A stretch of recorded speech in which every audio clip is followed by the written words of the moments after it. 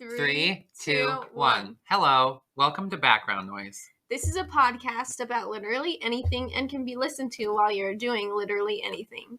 We're just two best friends who love to talk. My name is Eric. My name is Kaysee, and for today's episode, we're going to talk about skinwalkers. In Navajo culture, a skinwalker is a type of harmful witch who has the ability to turn into, possess, or disguise themselves as an animal. The term is never used for healers. Okay, so it's called My Childhood Skinwalker Sighting, and it's Moth Girl 7. Nice. I have recently learned what skinwalkers are, and it completely made sense of an event that happened to me as a child that I had previously completely blocked out of my brain. I don't believe I was targeted in this scenario, but I do know that this absolutely happened. I was not dreaming, etc. I was about 11 years old, visiting my mom's extended family in California with my parents and siblings. I had been there before, and I always slept alone on an air mattress in the living room/sunroom, which had a greenhouse-like glass-paned wall to the front of the house, facing the street. My air mattress was tucked behind a couch, so it's not like anybody could look inside and see me. The house was also about 75 to 100 feet back from the road, with a large gate in front, so I didn't feel exposed at all in that front room. I'm just saying, if you have a front room that's like a sunroom, just full windows, you need curtains. Absolutely. You don't just leave it open all the time. I mean, the roof Shades one's or sure. something. Yeah, the roof one's fine, because no one's gonna really You can't. No. I'm sure it's a possibility, but no one's going to climb up to your roof and look down. Why do I want to see if there's a story about that? There probably is. Ew. It was a usual summer evening, and everyone settled into bed. I remember that I used to like to stay up late playing games on my Nintendo DS or iPod, especially on vacation. I had been on my iPod getting a little sleepy when I started to hear strange rustling noises coming from outside. I sat up and peered outside, but couldn't see anything out of the ordinary. The road outside was dimly lit by a firelight, so any animals I would have seen. I figured it was probably an animal in a bush somewhere, so I put my iPod down and tried to go to sleep. Though my eyes were still pinned to the window out of curiosity. A few quiet minutes passed, and I convinced myself that it was nothing. The minute I laid back down, something across the street caught my eye, and I darted back up, completely still. I saw what appeared to be two coyote-like figures, only they were mainly walking on their hind legs, which looked much bigger than their front ones. They appeared to be 6 or 7 feet tall. There was absolutely no noise at all. I could not believe what I was seeing. One of them turned to look towards me, so I ducked my head down behind the couch. After a few moments, I slowly peeked again. They continued walking in the same direction until I couldn't see them anymore. So I finally went to bed. At the time, I don't think I was super freaked out. I figured it must have been some sort of animal. I never asked anyone about it, though, and only as an adult did I realize that there was no such animals like the ones I saw. I know coyotes exist and are abundant in California, but they do not walk on their hind legs, and they are certainly not 7 feet tall. I am now convinced that I saw 2 skinwalkers that night. That's scary. I'm glad they didn't see him or her. No, because they probably would have ran after. I'm curious as though, I thought light was supposed to scare them away. It's supposed to. They're supposed to only kind of really be like night creatures from what I've heard.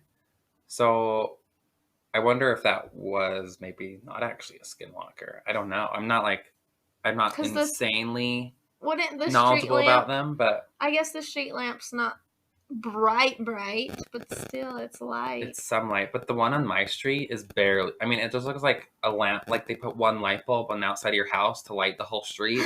That's like what the light is on mine. So maybe it was like that. So it was probably more like that, because it gives light in like the smallest circle, like this big around it. Like it's not, I don't know. That's scary. Somebody said, Your story is intriguing and you are absolutely very articulate. Therefore, I tend to believe your story is factual, at least what you have seen. My little brother told me of a time he was about 10 years old. He was in the back of a Subaru wagon as my mom drove down a remote dirt road. He recalls passing slowly by a deer and making oh my gosh, I can't talk today. But making eye contact with it. He said it gave him the creeps, so he looked out the back window to see the deer still looking at him. The deer then stood up on hind legs, not reared up like a horse, but stood up like a man while still keeping eye contact. Ew. That was for sure. I hate that. Me too, but that was definitely a skinwalker. I've heard multiple recurring things about that. I've heard one where actually it was like very similar to that one with the Subaru wagon or whatever, that it like stood up next to them and ran with them, like as their car was driving. No. Like was running at the same pace as them, basically. No. Until they were like going, like as they were going, it was running as fast as them. Like it was like a horse, but it was not. I do not like that. Me neither. I really don't like that. It's terrifying. That's horrible. Mm-hmm. I've got one, and it is a story called Skinwalkers by SSJ Leak. When I was around 13, my cousin, 12, and I decided we were going to camp in our yard. We have a shared property that has been passed down through the family for generations. There is about 150 yards or so between our houses, and it is just an open area of yard that hits our fields. That's a weird way to talk. Yeah. The total land is around 2.5 square miles, so it's pretty big. We have fields, a creek, and even our own bit of forest. Anyways, we decided it was a nice summer night, and we were going to camp out, so I grabbed the tent we had in my parents' garage, and we spent the evening setting it up, then going to his house for dinner. Sorry, this person is writing is not the bestest, so I'm having a hard time saying it out loud. At around 9 p.m., we decided to go to sleep, since it was getting pretty dark out, and there wasn't really much we could do outside while in the tent except talking about our plans for the summer. At around 11 p.m. or so, I got a call from my then-girlfriend, and she was pretty upset about something that had happened earlier in the day. I was pretty tired, so it took me a while to actually understand what she was saying and to calm her down, but once I did, we continued to chat for a bit until my cousin grabbed my shoulder hard. I told him I was on the phone and he could wait, but he just pulled me around, and when I saw his face, I instantly told my girlfriend I had to go. He had his finger up to his mouth in the shushing motion, and he looked absolutely terrified. He told me to look towards the entrance of the tent in a whisper before I could even ask him what was wrong. When I looked, I didn't see anything at all, so I just told him to go back to sleep. But after that, I heard the sound of someone walking around the tent. It seemed very unlikely that anyone would be out here unless it was my dad, and he isn't the type of person to prank anyone. We are generally pretty safe on our property as we are about 10 miles out of town, and everyone that lives near us are family or old family friends. I told my cousin to be quiet and stay down, and I was going to see if I could find out who it was. I don't like that. Why would you? I have no idea. But when I peeked out the front of the tent, I didn't see anything again. I assumed whoever it was just ran off, or that maybe it was my dad after all. But instead of pranking us, he had just decided to come check on us. That was proven wrong as I heard the footsteps walking around the tent again as soon as I laid down. No. I did not like that. That's so creepy. It felt like hours. I listened to the footsteps. Sometimes they would change pace and rhythm, but after a while I heard them stop. I ended up looking at the entrance to the tent as I had the feeling of being watched, and I finally saw what had freaked my cousin out so much. Standing there peering into the tent was what appeared to be a thin man who was very dirty and almost completely naked except for some animal skins that he wore. His eyes seemed to glow / shine like an animal's eyes would if you shined a light in them.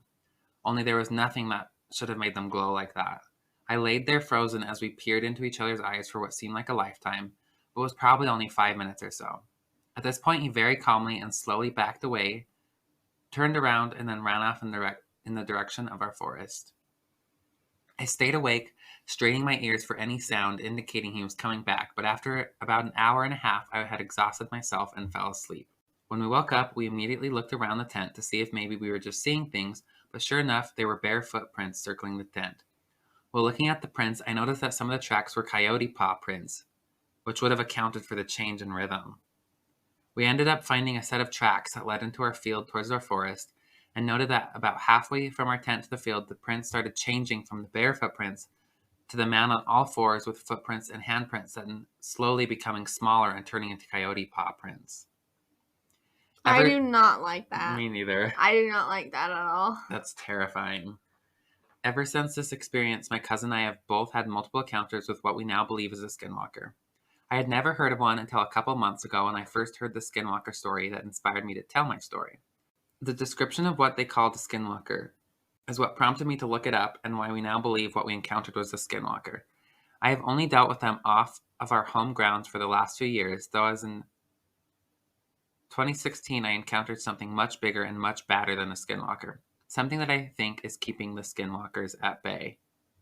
But what? Well, what is that? Why didn't they put that in there? I'm actually kind of annoyed at the end. Well, I want to know what happened to the other thing. Yeah. Huh. Well, I wish he hadn't ended like that, because that was know. disappointing. But no, that was so scary. I hate that. That But they were why like didn't it- change of rhythm. And I was like, what is that? I was like, wasn't thinking. Why didn't it do anything? I don't know. Didn't want to hurt them. Why? I thought they want to hurt people. They do. But they don't always. Because I feel like all the ones we've read, they just walked away, basically. Mm-hmm. I don't know. I wonder if you're in something, they can't get you. How, though? Maybe the door has to be open for them to get you. But why? Well, have you ever heard of like voodoo and hoodoo? It's like hoodoo's like a more devilish form of voodoo. But it's like they'll like put salt against like doorways because bad things can't get in. Like evil things. If you're an evil spirit or a demon, they can't get in through salt. Okay. So maybe skinwalkers, because they're a witch, maybe they can't get in because the door is closed. Or the tent door is closed. Wonder if you open it, then they can be like, you know? I just feel like that. I don't feel like that is what it is, though. That's not the explanation to why it didn't get them. Well, I don't know why it didn't get them. Well, you should. I didn't personally meet this skinwalker, unfortunately. What happens if he talked to it? I don't know. It would kill him, probably. Or he's Is like, that hello? why it didn't get him? Is because he didn't talk to it? Maybe. I don't like not knowing why it didn't do something. No, I'm to curious. them. That's an interesting thing. I don't know. Like, I don't know what that would be. I don't know why I can't speak. But, like, I'm curious as to when do they attack or when do they harm. Maybe we'll have to look that up. This one is called Saw Double of My Sister. I have two identical events that have occurred, and I've never figured out how to explain it. Years ago, I remember casually walking through the basement of my home as a teen and passing my little sister, who I'm going to call M, who was probably 12 at the time. As I made my way around a corner to the stairs, I passed my same little sister, M, running from the main floor down the stairs. I immediately stopped her and asked her what had happened because I had just passed her in another room 30 seconds ago. She was confused, and I decided not to mess with what had just happened because it spooked me. For reference, this home is located in southern Idaho, about 20 minutes from the Shoshone Fort Hall Reservation. I never looked into the 30 seconds that I couldn't wrap my brain around. However, a year or so later, my family was on a camping trip in western Wyoming. I'm walking with my older sister past the crafting lodge and watch my little sister M run in.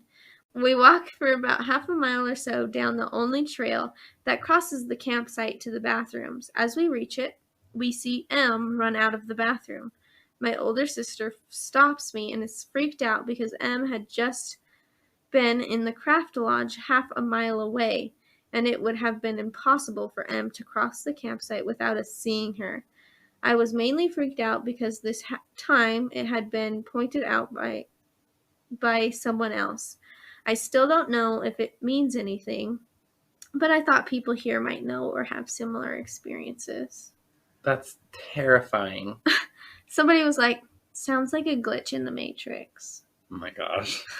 I actually don't doubt that it was a Skinwalker at all. I believe that it was because the fact that it was saying it was by a Shoshone ground, not far away at all. They're always by Native American, like. But why? Because it's a Native American thing. It's like. So they When you know how- created them? Yeah, it's witchcraft. They're witches from like. Okay, the way you So become how long have they been alive? like forever. I don't think they die because you know the way that they. I didn't ever explain this. The way that you become a Skinwalker, from what I read one time, was basically you have to go against everyone you know and like kill all of your family Well, that's... and donate their hearts to like the devil, basically, and then you can become a Skinwalker. I don't like that. No. Why would you do that? People, why would you do that? Because some people like being evil. I don't like that. Yeah, me neither. I mean, that's a very simplified thing. They basically like just have to they sacrifice their whole family is a better way to say that. And friends? Yeah, pretty much like their whole people they know. Yeah. Every single person. Not literally, but they just have to their whole tribe. Probably, I think so. Their whole tribe, or a lot of times your tribe could just really be just your family, or like you just have to sacrifice people you care about. But I don't think you care about them if you do that. If you sacrifice them, you don't care about them. So I don't know. It's definitely scary. That is too creepy for me. Fair. I don't like that at all. Sacrificing people to become a witch? That's horrible. That's super horrible. Okay, this one is Skinwalker Stories from the Past by L.Y. Shaninja. They were in the house, and like many people from the reservation, they didn't have electricity. It had been dark outside for about an hour, and my aunt and my uncles were getting ready for bed. Outside, they heard noises, as if someone moving things around outside. Red flag number 2. Really? Just kidding.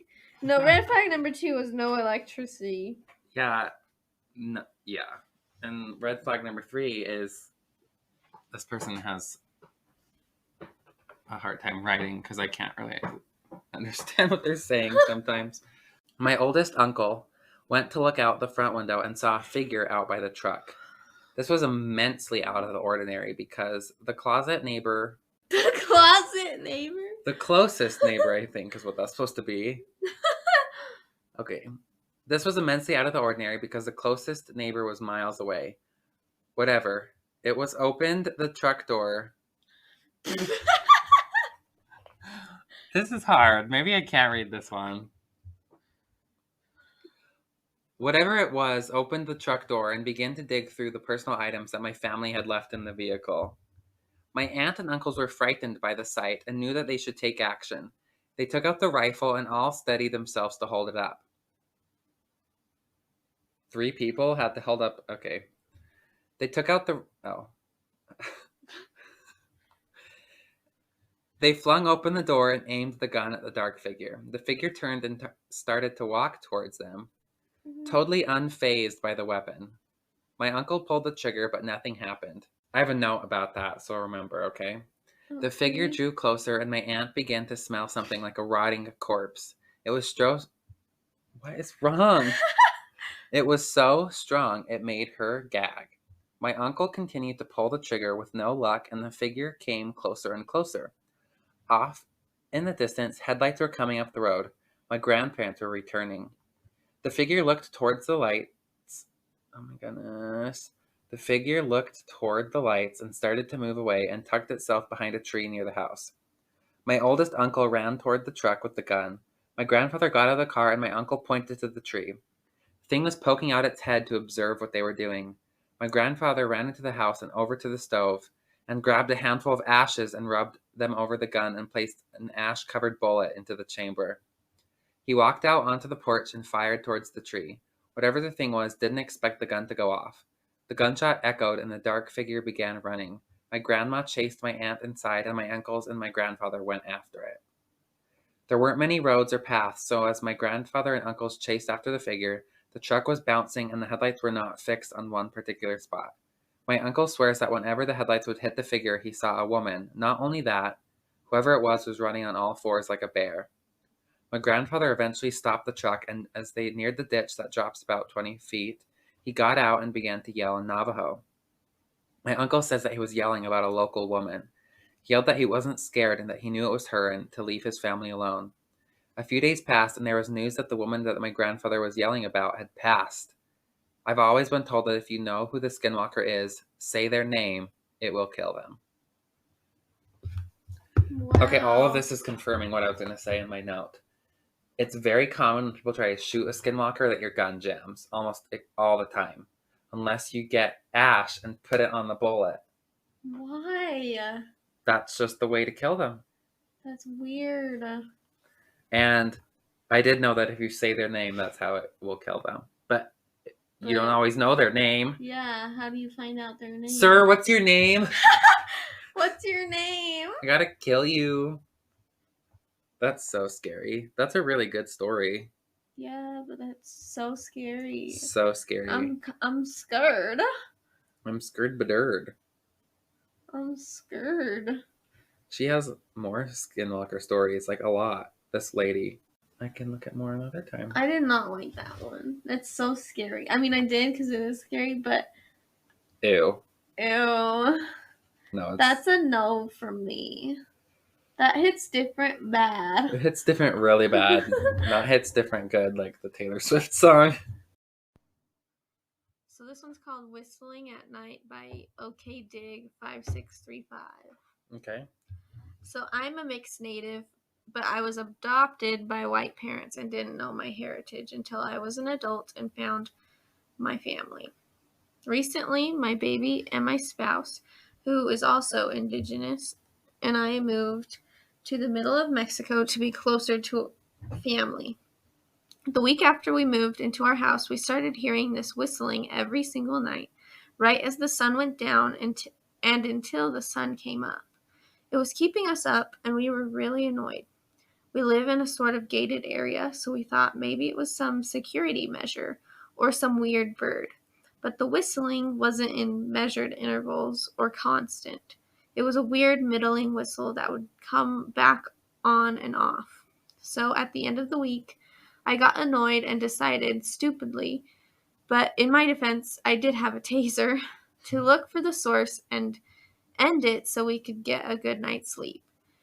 I went out and waited. Oh my gosh. I went out and waited. That's funny. I went out and waited for it to whistle. It whistled in the corner across the street. I slowly approached, but then it stopped, and the sound jumped over a couple of houses. Confused, I followed, thinking it again was some sort of security measure. It did this down the whole street until it made a big jump on the corner and went all the way down to this weird abandoned house. Ew. Is it trying to lure him to it? I don't know. This giving me flashbacks to the Spooky Ooky Stories episode with the one lady in the abandoned house that was standing out the window. I forgot about that one. That was so creepy. That one is scary.